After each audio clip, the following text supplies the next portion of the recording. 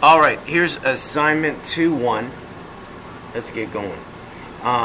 Use the product rule to differentiate this. Let's write it down. I should have been more prepared like the other one where I wrote down the questions ahead of time, but I didn't. Here we go. So the product rule is the first times the derivative of the second plus the second times the derivative of the first. So there's the product rule. It says for you to simplify your answer. So we're going to distribute. That's 4x squared minus 8 and 8x squared plus 6x. So, and then we're going to combine like terms. So 4 plus 8 is 12x squared plus 6x minus 8. And there's your answer simplified. In question number 2, it says don't use the product rule. So in this situation, we're going to do algebra first and then the power rule. So we're going to FOIL or distribute and then do the calculus. So if I distribute, x squared times 4x is 4x cubed. X squared times 3 is 3x squared minus 8x minus 6. Just FOIL it out. And then the derivative is just the power rule. So 3 times 4, that's 12x squared. 2 times 3, and then negative 8. And of course, what do you notice about the two answers? So in this situation, you did calculus and then algebra. In this situation, you did algebra and then the calculus. Both give you the same answer at the end. Number 3. In number 3, it says use the quotient rule. Unless they say simplify, we are not going to get into the habit of simplifying unless we're told we need to. So the quotient rule, nice long fraction line, is the bottom times the derivative of the top, subtract the top times the derivative of the bottom, and then the bottom squared. Number 4, differentiate without using the product or quotient rules. So that means that we're going to do algebra first. So to understand this, we're going to factor the numerator, and then we're going to see that it's removable, and what I'm left with, the derivative is just 1. So this is what I'm left with. The derivative of 1x is 1, and the derivative of negative 2 is 0. So there's your answer. Almost always, if you do algebra first and then calculus, it's the better choice. Number 5.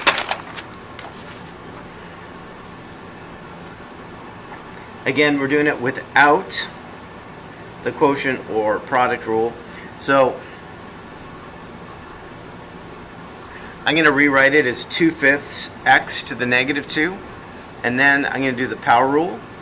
So that's negative 2 times 2. That's negative 4 over 5. And then subtract 1 to the exponent. So it's negative 3. Number 6. So we have a bunch of practicing, and you can choose whatever method. Again, I'm going to give you the advice to do algebra and then the calculus. So what algebra do I see here?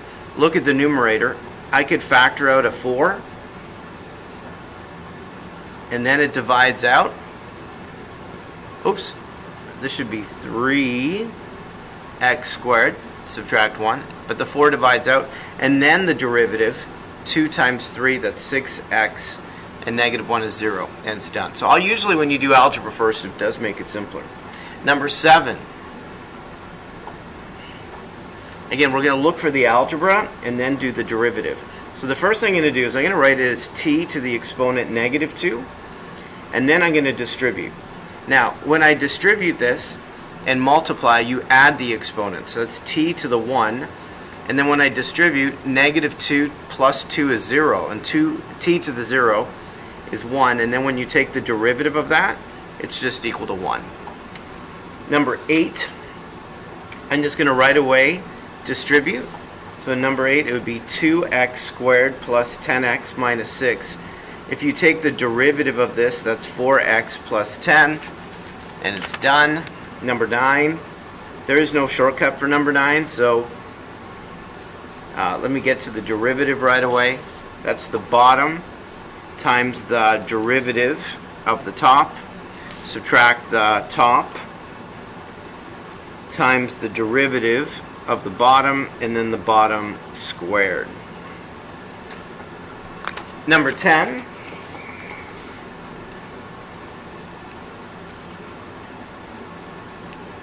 This is the product rule. Notice we have some trigonometry there. Wonderful. So that's the first times the derivative of the second. The derivative of sine is cosine plus the second times the derivative of the first. Number 11. I'm going to rewrite it as x to the 1/2, x plus 1. I'm going to do some algebra. I know that that exponent is 1, so when I multiply it, I add them together. That gives me 3 over 2. And then multiply it, and that's x to the 1/2. Now I can take the derivative easier. 3 over 2 times 1, and then subtract 1 to 3 over 2, and you get 1/2. 1/2 times 1 in front. Subtract 1/2, take away 1, and you get negative 1/2. Number 12. We're going to do the quotient rule. C is just a constant, could represent any number. So the derivative is the bottom times the derivative of the top, subtract the top, times the derivative of the bottom. Oh, there we go. And then the bottom squared. Perfect. Number 13.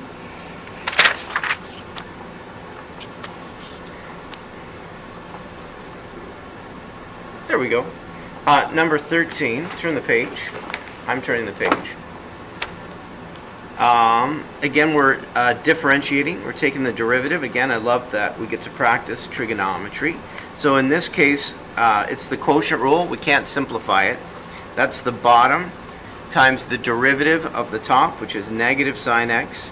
Subtract the top times the derivative of the bottom, and then the bottom squared. And you could write that as x to the 6th. 14.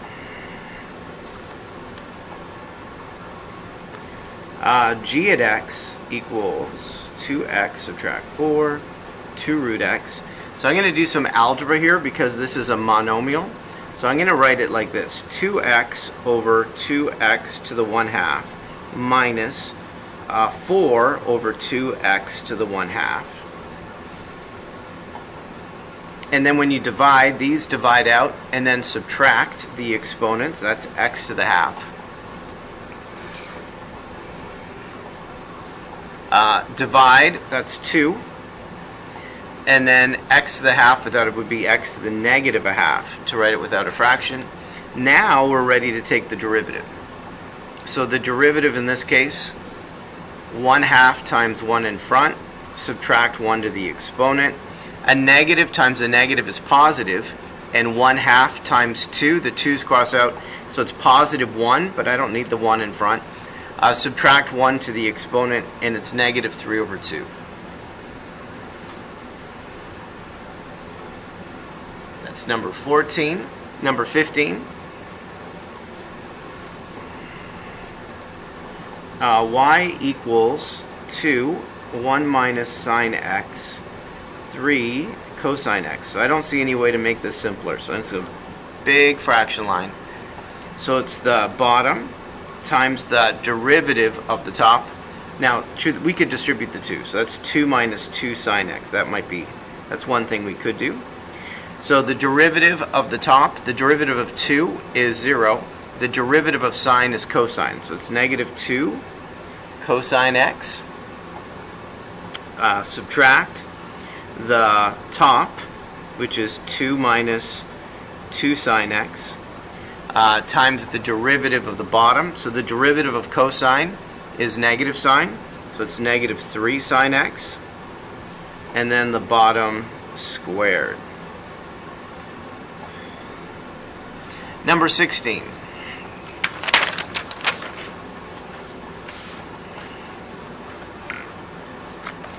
Do this.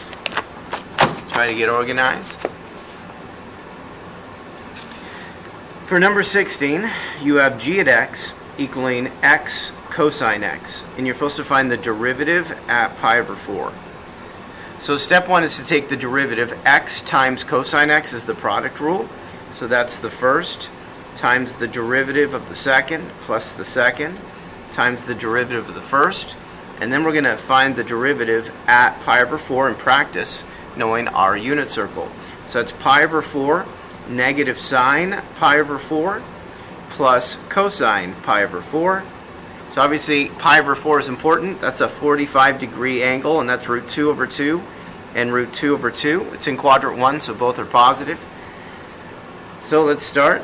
Negative sine pi over 4. So it's the y-coordinate. They're both the same, right? So it's root 2 over 2, but it's negative because of that negative in front. And then cosine pi over 4 is positive root 2 over 2. That's a good answer to me. 17.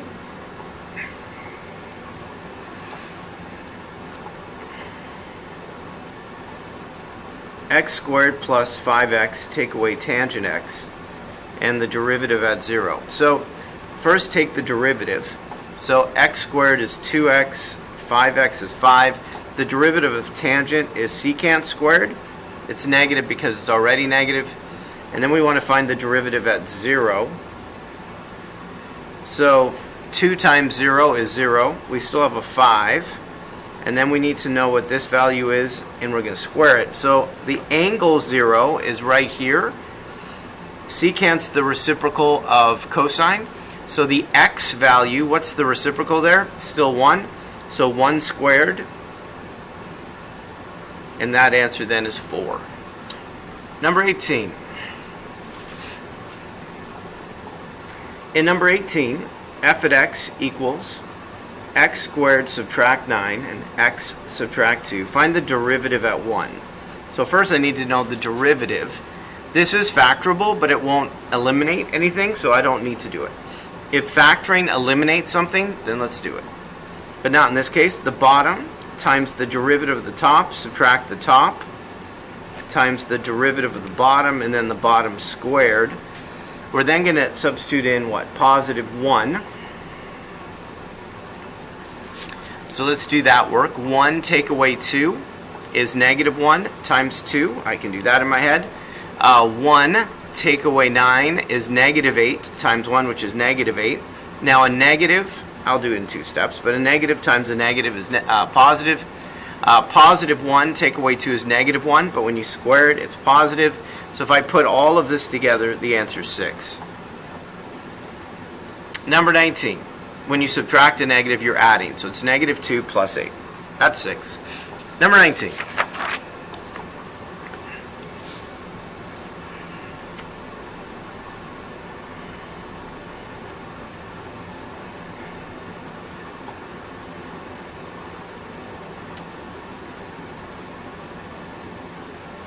All right, so step 1 is to find the derivative. So the quotient rule is the bottom times the derivative of the top. So the derivative of secant is secant tangent, just so you know.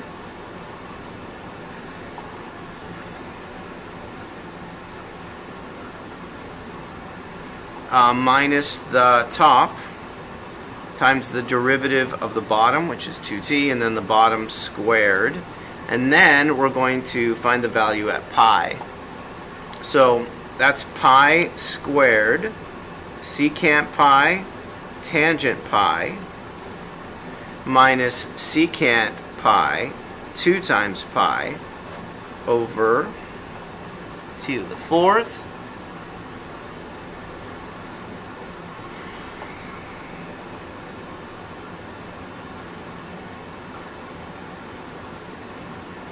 Alright, so we obviously need to know pi. Yummy. It's on the left. That's negative 1, 0. So secant's the x value, the reciprocal, which is negative 1. So I have pi squared times negative 1. Now tangent is y over x. So that's 0 divided by negative 1, which is 0. So that's going to eliminate. This is negative 1, and that's 2 pi. And then pi to the 4th. So this would be negative pi squared plus 2 pi over pi to the 4th. It's good practice doing this. If I factor out a pi out of each one, it would be negative pi plus 2 over pi cubed. Oh, wait a second. Ha. Let's try that again. What's 0, 0, 0? This is done. So it's just 2 pi over pi to the 4th. That's 2. So the pi, this is like exponent divide, and it's 2 over pi cubed. Let's do that right. Good practice. Number 20. That was one of the better questions. Find the second derivative. So y equals 4/3 x cubed. So the first derivative, multiply, the 3's cross out, that's 4x squared, and then the second derivative, 2 times 4, so that's 8x. There you go. Not all of them are tier 1 questions. Some of them are simpler.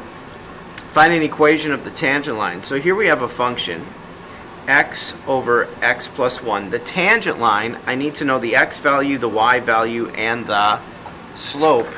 In the question, it tells you the first two, -2 and 2. To find the slope, we need to do the derivative. That's the bottom times the derivative of the top, which is 1, I don't need it, minus the top times the derivative of the bottom, which is 1, I don't need it, and then the bottom squared. So this is really x take away x, so I just have a 1 on top. So to find the slope, I plug in the x value, which is -2. So I have 1 on top. -2 plus 1 is -1 squared, which is 1. So altogether, that's just 1. These are the numbers we write an equation of a line with. So in HK form, it's y equals, the slope is 1, x plus 2, and then the y value. And you could also write that as x plus 4. Number 22.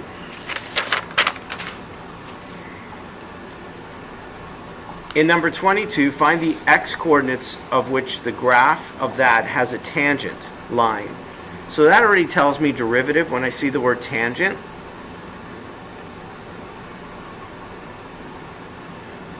So I'm going to take the derivative. This might be easier to multiply out first. So that's 2x cubed minus x squared plus 6x minus 3. The derivative then is 6x squared minus 2x plus 6. And then it says find an equation.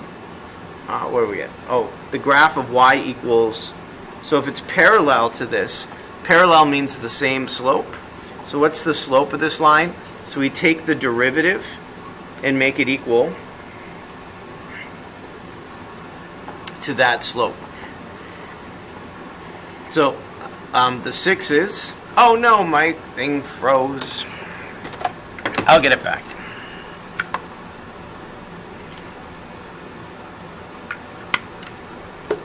In the mornings it tends to freeze. I don't know what's up with that. Let's try this. There's my YouTube page, yay. I'm adding a video to that YouTube page right now, right? So I'm going to eliminate the 6 on both sides. That means it's equal to 0. I'm going to factor out a 2x. That leaves me with 3x minus 1. And then 2x gives me the answer 0. And the second factor, add 1 and divide by 3, gives me 1/3. And it just says find the x value. So that's what I did. And the answer is 0 and 1/3. That is a great question. 23. Find the x-coordinates where there's a horizontal tangent line. So do you see the word tangent line again? So we're going to take the derivative. Let's just get right to it. That's the bottom times the derivative of the top minus the top. Now the derivative of the bottom's 1, so I don't need it.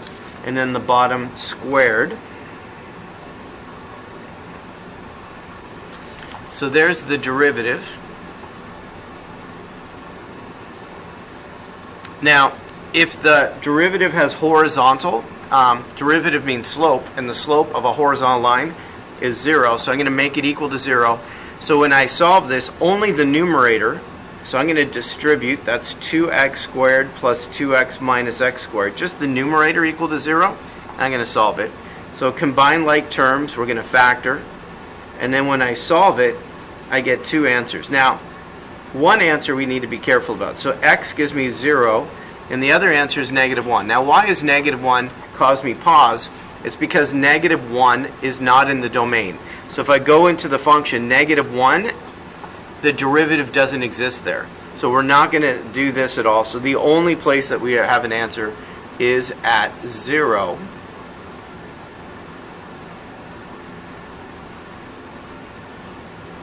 Did I do something wrong? X squared.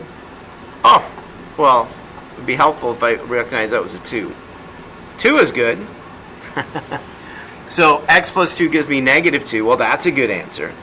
But notice if negative 1 was an answer, that would be bad because it's undefined at negative 1. All right, solved. 24. Find the A rock of that. So there we go. Let's see if we know our unit circle. I know the answer to that. A rock is this.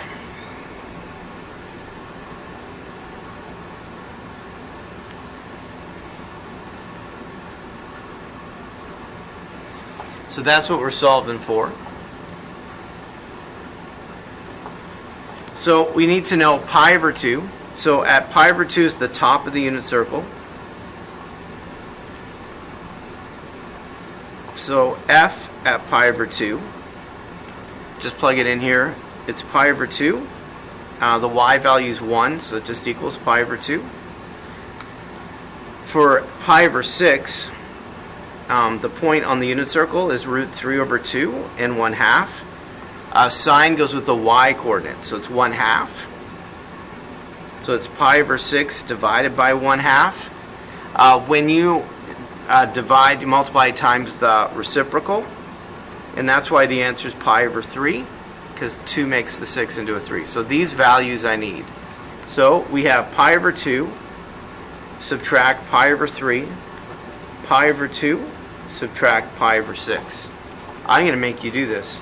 Common denominators would be 6. So we're going to multiply top and bottom times 3 times 2 times 3, and we're going to simplify it. So 3 take away 2 is 1 pi over 6. 3 take away 1 is 2 pi over 6. So when I divide it, I multiply times the reciprocal. I think the answer is 1/2. I'm just double checking. Yes. So the 6's divide out, the pi's divide out, and what I'm left with is 1/2. Good question. We need to know our unit circle.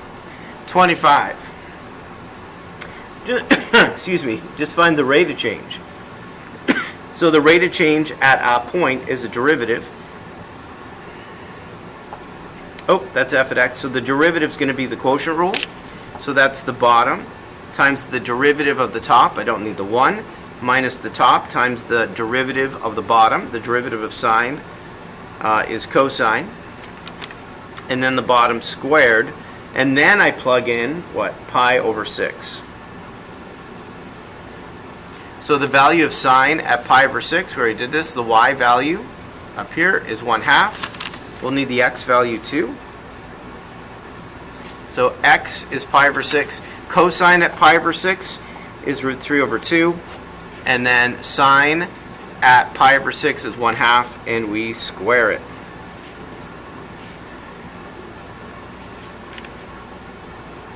So I'm going to let it go. I'm not going to make you do it. Done. 25. You're welcome. 26. Given g at x equals x times f at x, I need to do the derivative of that. So that's the product rule. That's the first times the derivative of the second plus the second times the derivative of the first. I don't need the 1. And then we need to find the derivative at 2. In the question, so x is 2. The derivative at 2 in the question, the answer is negative 2. The function value at 2 in the question, the answer is 3. So that's negative 4 plus 3, so the answer is negative 1. 27. In number 27, you're going to have to do the quotient rule. So the derivative here is the bottom times the derivative of the top minus the top times the derivative of the bottom and the bottom squared, and then find the value of the derivative at 2. And then you just take the values given in the problem and plug it in. So x is 2, so 2 squared is 4. The derivative at 2 in the question, where is it? So the derivative is negative 2. The function value at 2 is 3. Here it's just 2x, so plug 2 in for x, and 2 times 2, that's 4. And then plug in 2 again, and 2 squared is 4, and 4 squared is 16, and that's what I need to simplify. So I get negative 20 over 16, that's happy for me. I don't need anything more. 28. In number 28, you have a function, g at x divided by h at x. So obviously this is going to be, again, the quotient rule. So the quotient rule, the bottom times the derivative of the top minus the top times the derivative of the bottom and the bottom squared. And then you're going to plug in 3. And then you need the question to plug in values that you need. So look at the question. What's h at 3? The answer is 4. What's the derivative of g at 3? That's 3. Just plug in. What's g at 3? 2. What's the derivative of h at 3? 5. And then h at 3 is 4, and we square it. So just get all those values. That's 12, take away 10 over 16. That's 2 over 16, 1 over 8. Both are perfect. 29. We're getting there. Only 50 more to go. Just kidding. But there's a few more. The volume of a cube is v equals s cubed. Find the rate of change of the volume with respect to the side length when s equals 4. So in other words, find the derivative here of s. And then once you take the derivative, you could also write it this way. Then plug in 4, and you get your answer. So it's 16 times 3, and that's it. The answer is 48. Number 30. A particle moves horizontally according. So here we have a position equation. When is the particle moving left? So I need to know the velocity. I need to make it equal to 0. I'm going to solve it. That's 5 over 2, or 2.5. Draw a number line. Find 2.5 on your number line. And then, if I plug in a number smaller than 2.5, like 0, the answer is negative. If I plug in a number bigger than 2.5, whatever, 3, 4, 5, don't matter, the answer is positive, plugging it into the velocity. And then the question is, when is it moving left? So right here, it's moving left. So from negative infinity to 2.5, the particle is moving left. 31. In question number 31, which is greater? The average rate of change between, we got to look at the, so if it says the average rate of change between A and B, is it going to get blurry? Is it going to clear up for me? Draw a line between A and B. Just draw that, look at that slope that connects them. The instantaneous one is the one right at B, just with 1 point. Which one's steeper? The slope at B or connecting A to B? So you can see that it's steeper from A to B. So the A rock is greater.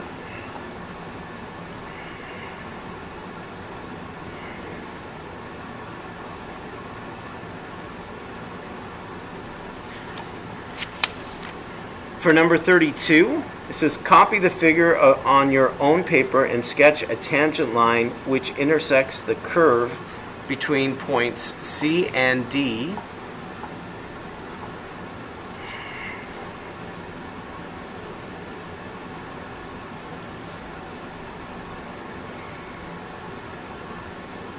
So there's a sketch of it, and it says, I'm going to change colors. The curve, copy the figure of tangent line which intersects C and D. The average rate of change between C and D. So here's C and D. The average rate of change is just the line that connects them, the secant line.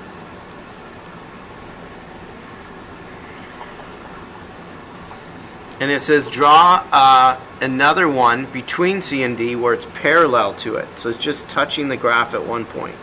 So those lines are parallel. Here it's touching at 2 points, and here it's touching at 1 point. This is a theorem we're going to talk about, the mean value theorem, but we're not there yet.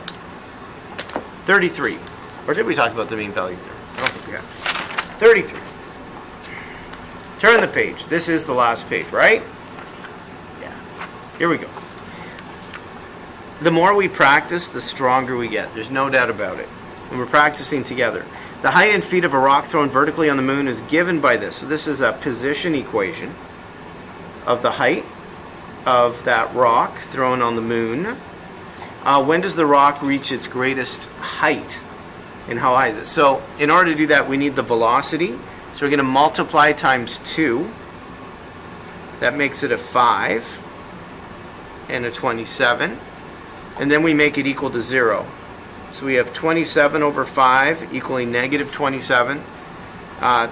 Divide or times the reciprocal to both sides. And a negative times a negative is positive, and I get positive 5, what is it, seconds. See, the reason we make it equal to 0 is because that's when it changes direction. So as it's thrown up in the air, exactly at this point where it changes direction, the particle is resting, and then it changes direction. So I want to know when the particle is resting, because that's the maximum height of the object, and it's at 5 seconds. And then it says what? Oh, how high is it? So then you plug 5 into here. I'll do it for you. And the answer is 73.5. That would be a calculator question. So then you just take that answer back into the position and get that answer. 34. Affidex equals this. Oh, we need a calculator. We're going to graph the derivative and find the other thing. So using our calculator, let's see if we can do this. So if I want to graph the derivative, press pause if you need to get your calculator. I'm going to erase what I have here. So go to the graph. I'm going to erase that so we can have a fresh sheet. Here we go. So press tab, and then we're going to type in the derivative. So do you know the button beside the number 9? Press that button beside the 9, and then find derivative. So we're going to move over to derivative, which is this one, and then press enter. Press pause if you need to. The variable is x, and then we type in the function that they're talking about. So that would be parentheses 2x squared subtract 1 cubed. Right? 2x squared subtract 1 cubed. There it is. Press enter. This will give me the graph of the derivative. So you can see what the graph of the derivative is doing. Goes up and down, up and down. So I'm going to sketch that real fast.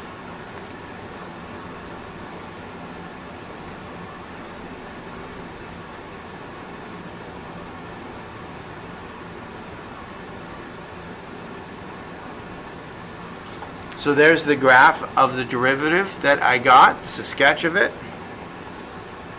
The next question is, can you take the derivative of each one? So I'm going to take the derivative at 1 and at 8. So what's the derivative at 1 and what's the derivative at 8? Now the good news is I've already defined it. So what I'm looking at right now, oops, actually I have it. I took the derivative, right? Okay, let's go back here. Press the shaker. We're going to calculate it. Remind you how to do that.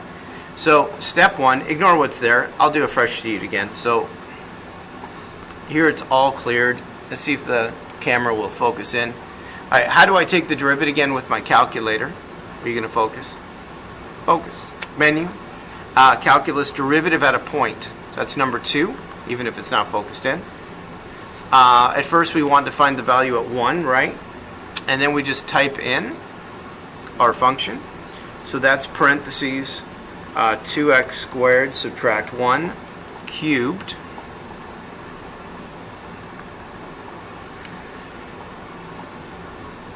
This is what it looks like. Go control enter or just enter and you'll get your answer. I don't know, my camera's having a fun time trying to focus on the calculator. I'll be patient with it, but the answer is 12. Now I need to do the same work at 8, so highlight over it Press enter and just change the 1 to an 8. And again, and there's your answer, which is 1,548,384. Took me a while. There it is.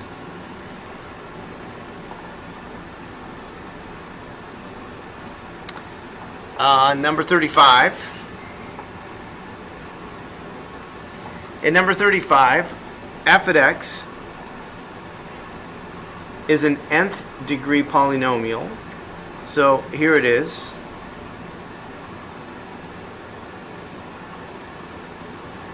And it says find n plus 1 in terms of whatever it is.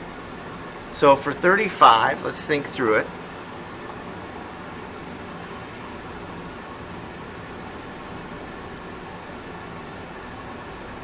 So let's say it was x squared is f at x. Then can you find x cubed and find the derivative of that? Or can you work backwards for 35?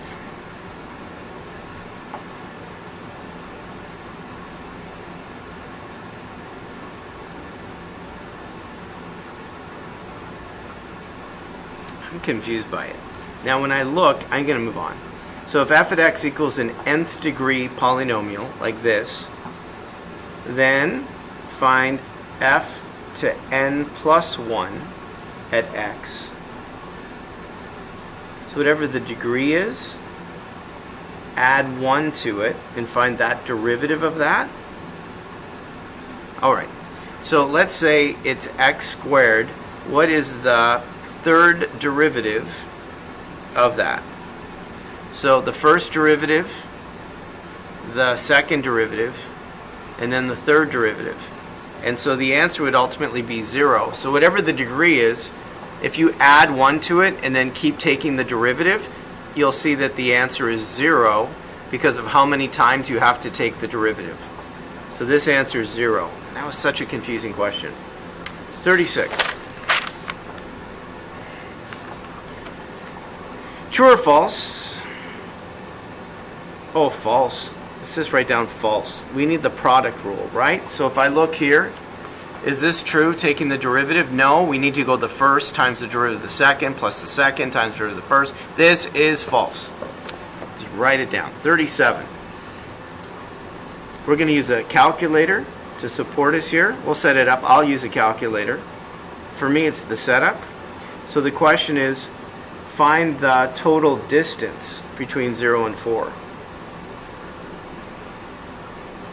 So there's the position. To find total distance, we need to know velocity because we need to know direction. So that's going to be t cubed minus 9t squared plus 8t. Make it equal to 0. We're going to factor out a t. And then we're going to keep factoring this. So the two numbers that multiply to 8 and add to negative 9, that's negative 1 and negative 8. So if I solve it, 0, 1, and 8 is what I'm looking for.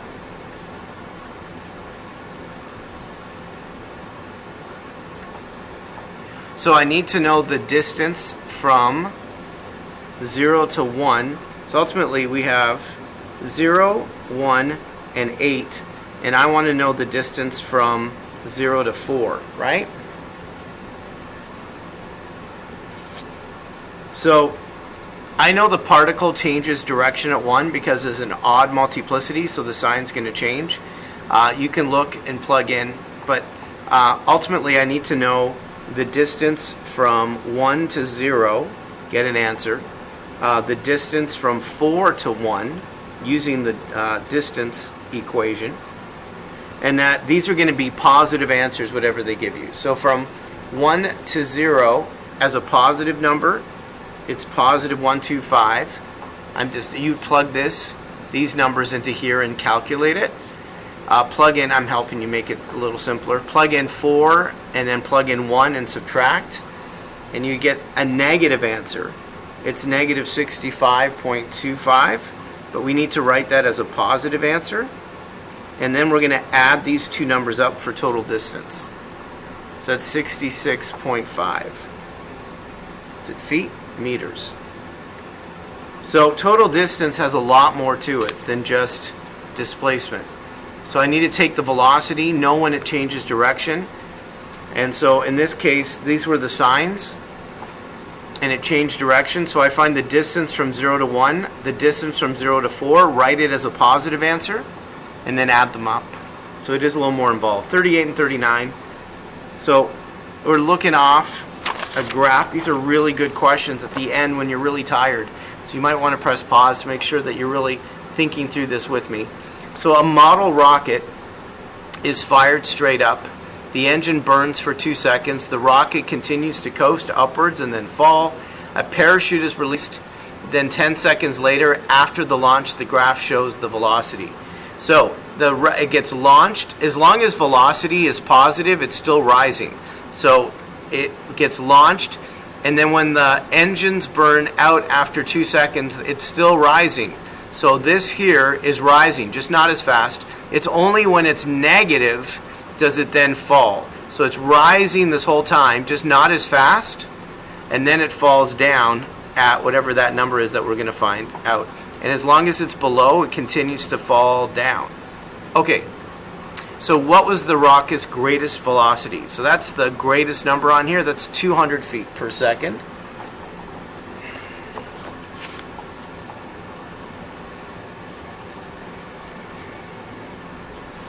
B, what's the estimate the velocity at 7 seconds? So to do that, I need to know the equation of this. So I just need to know the slope. That's down 200. How would I find the slope? Or just ask, they said just estimate. So if I look at 7, approximately, what is that? It looks like it's really close to just below 50, so maybe 40 feet per second. C, was the rocket moving up or downward at 7? And the answer is up because the velocity was still positive above the axis.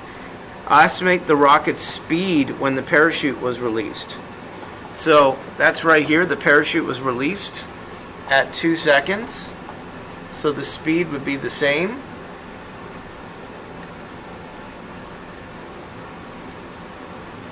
So to estimate the rocket D,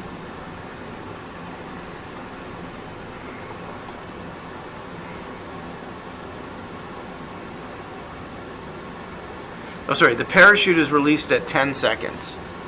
So here at 10 seconds it's released, so it's about 50 because it's the absolute value for speed. So it's positive feet. Now because it's below, that's the speed the rocket is going down at that point. E, estimate when the rocket starts to fall. So I said that's when it crosses the axis, so like at 8.3 or so.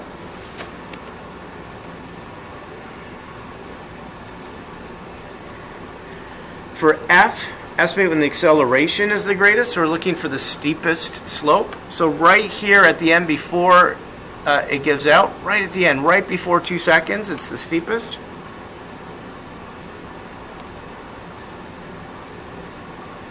Then at 2 seconds it stops, and it continues to rise. When was the acceleration constant? So when is this slope right here, right? So acceleration is the derivative of velocity. So it's a constant when it's a line. So from 2 to 10 it was constant.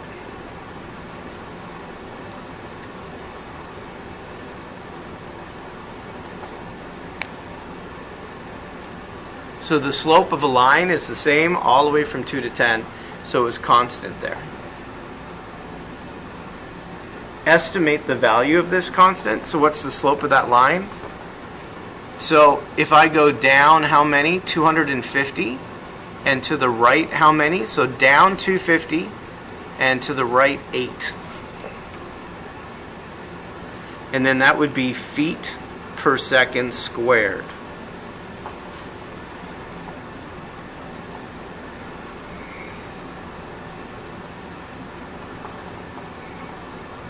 All right, last one, 39.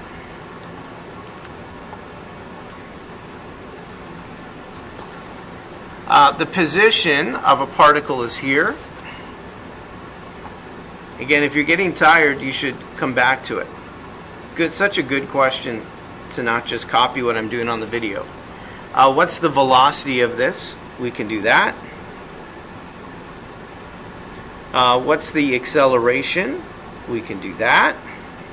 So we're taking the derivative. When is it at rest? Take the velocity equal to 0. We're going to factor it. So 6t gives me 0, and t take away 1 is 1. That's when it's resting. We're going to draw a number line for the next question. So if I put a negative number in, a negative times a negative is positive, and then it's going to change signs because the multiplicity is odd. So the sign's going to change. That's a shortcut to be able to do the number line quickly. So it's once you know one of the signs, you can use multiplicity and know that it's changing as it goes across. When is it moving which way? Left. That'd be negative. That's 0 to 1. E, when is it when is it resting is here. This is left. Uh-oh. Pen ran out. I got this. E, when is the velocity equal to 12? So take the velocity equal to 12, make it equal to 0, and divide everything by 6. That gives you this when you do that, when you divide everything. So then we have t minus 1, t plus 1, t minus 2. So the two answers for that would be negative 1 and 2 seconds. We're almost there. F. Find the particle's speed when the acceleration is 0. So we just said acceleration was 12t, take away 6. So when the acceleration is 0, you add 6 and divide by 12. That's a half. That's when the acceleration is 0. Then you have to go back and find the speed. So go into the velocity and plug it in. I'll help you out. So 6 and 1/2 squared, take away 6 times a half. Actually, the other one's better. So the factored version of this would be easier to work with. So maybe 6 times a half. And then 1/2, take away 1. And you have to write it as a positive number. So the velocity is negative 3 over 2, but the speed is positive 3 over 2 feet per.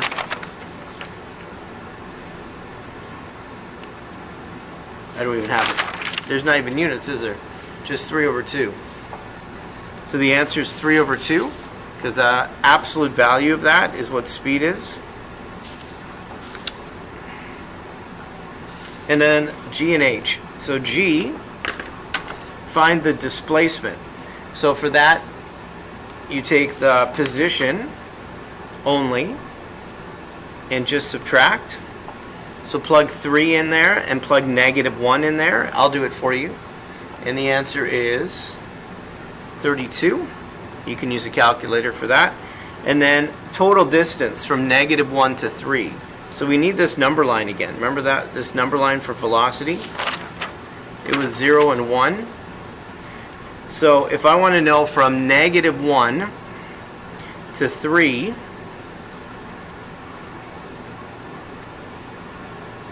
so a bunch of stuff I need to do. So from negative 1 to 0, I need to do that answer. And then from 1 to 0, I need to do that answer because it's changed directions. So remember that this is positive, negative, positive. So whenever it changes direction, you have to use that. And then the last one from 3 to 1, that's the setup. Use your calculator, plug them in, and let's see, you get the answer 5, 1, and 28. And make sure you write them as positive numbers, and then if you add that up, you get the answer 34. All right, Mr. G Math, over and out. I'm so proud of you for doing your work, and until next time.